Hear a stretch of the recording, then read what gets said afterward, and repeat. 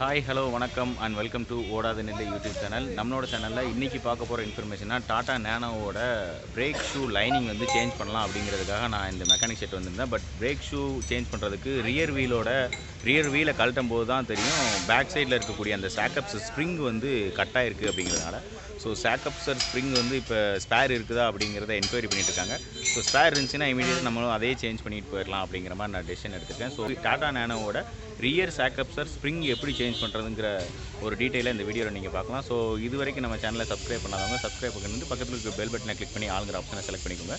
நான் போடக்கூடிய வீடியோ எல்லாமே தொடர்ந்து உங்களுக்கு நோட்டிஃபிகேஷனாக வரும். ஸோ வாங்க வீடியோக்குள்ளே போகலாம்.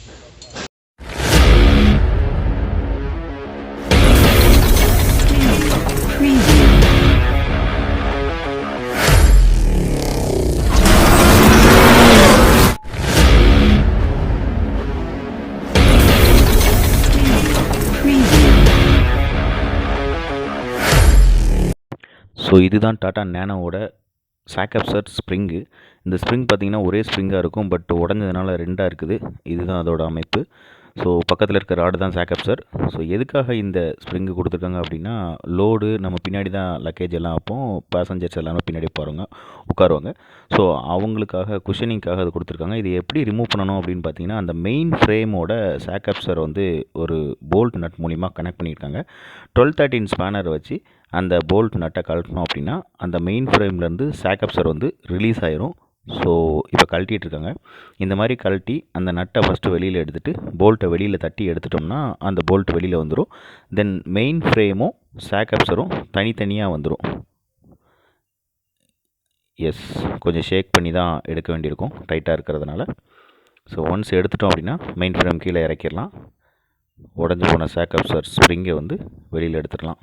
இதுதான் அந்த சாக்கப்ஸரோட ஸ்ப்ரிங்கு, காயில் ஸ்ப்ரிங்குன்னு சொல்லுவாங்க. ஸோ இது உடஞ்சிருச்சு. ஆல்மோஸ்ட் 8 இயர்ஸ் ஆச்சு. 2014 மாடல் நேனோ இது. ஸோ 8 இயர்ஸ் ஆனதுனால உடஞ்சிருந்துருக்கலாம். இது வந்து நியூ பார்ட்டு, ஒய்யோட நியூ ஸ்ப்ரிங்கு. 728 ரூபா எம்ஆர்பி ஒரு ஸ்ப்ரிங்கு. ஸோ ஸ்ப்ரிங்கு நம்மகிட்ட ஸ்பேர் இருக்குது அப்படின்னு சொன்னாங்கங்கிறதுனால ரீப்ளேஸ் பண்ணிடலாம் அப்படிங்கிற முடிவு எடுத்து ஸ்ப்ரிங்கை வந்து நம்ம வாங்கிட்டோம். ஸோ இது ஒரிஜினல் ஸ்பேரு, டாட்டாவோட ஒரிஜினல் ஸ்பேரு. ஸோ எப்படி இது பார்த்திங்கன்னா, அந்த ஸ்ப்ரிங்குக்கு மேலே இருக்கக்கூடிய rubber bush metal to metal contact ஆகக்கூடாதுங்கிறதுக்காக இந்த புஷ்ஷு கொடுத்துருக்காங்க. இந்த புஷ்ஷை வந்து இது கேஸ்கட் மாதிரி கூட யூஸ் ஆகும். ஸோ இந்த கேஸ்கட்டை இப்படி மேலே வச்சுட்டு அங்கே இருக்கக்கூடிய காலத்தில் இந்த ஸ்ப்ரிங்கை உள்ளே தள்ளிட்டு மெயின் ஃப்ரேமை அப் பண்ணோம்னா அந்த இடத்துல சீட் ஆயிரும். பட் எனக்கு ஒரு டவுட் என்னென்னா, மேலே மட்டும்தான் அந்த ரப்பர் பீடிங் கொடுத்துருக்காங்க, கீழே ஏன் கொடுக்கல அப்படின்னு தெரில. உங்களுக்கு தெரிஞ்சிச்சுன்னா கமெண்ட் செக்ஷனில் பதிவு பண்ணுங்கள். கீழே ஏன் ரப்பர் புஷ் கொடுக்கல? அங்கேயும் மெட்டல் டு மெட்டல் தான் காண்டாக்ட் ஆகுது, பட் அங்கே ரப்பர் புஷ் கொடுக்கல. ஸோ அகைன் நம்ம எப்படி கழட்டணுமோ அதே மாதிரி சாக்கப்ஸரை வந்து மெயின் ஃப்ரேமில் கரெக்டாக பொசிஷன் வச்சுட்டு போல்ட்டை வச்சு டைட் பண்ணுறது மூலிமா ரியரில் உள்ள ரைட் சைடு ஸ்ப்ரிங் வந்து நமக்கு கட் ஆயிருந்துச்சு. இப்போ அதை நம்ம ரீப்ளேஸ் பண்ணிட்டோம். ஸோ லெஃப்ட் சைடில் இருக்கிறதோட கண்டிஷன் எப்படி இருக்குங்கிறத பார்க்கலாம். ஈவன் அது உடையாமல் இருந்தாலும் நம்ம சேஞ்ச் பண்ண தான் போகிறோம். ஏன்னு கேட்டிங்கன்னா, ஃபஸ்ட்டு ஒரு பக்கம் மட்டும் நம்ம ஸ்ப்ரிங் சேஞ்ச் பண்ணிட்டு இன்னொரு பக்கம் ஸ்ப்ரிங் சேஞ்ச் பண்ணல அப்படின்னா இந்த ஸ்ப்ரிங்கினோட டென்ஷன் வந்து தனியாக இருக்கும், நியூ ஸ்ப்ரிங்கோடது. பழசோட ஸ்ப்ரிங் டென்ஷன் வந்து கம்மியாக இருக்கும். ஸோ ஒன் சைடாக வந்து நமக்கு கொஞ்சம் இறங்கும். அதனால் லெஃப்ட் சைட்லேயும் நம்ம இப்போ சேஞ்ச் பண்ண போகிறோம்.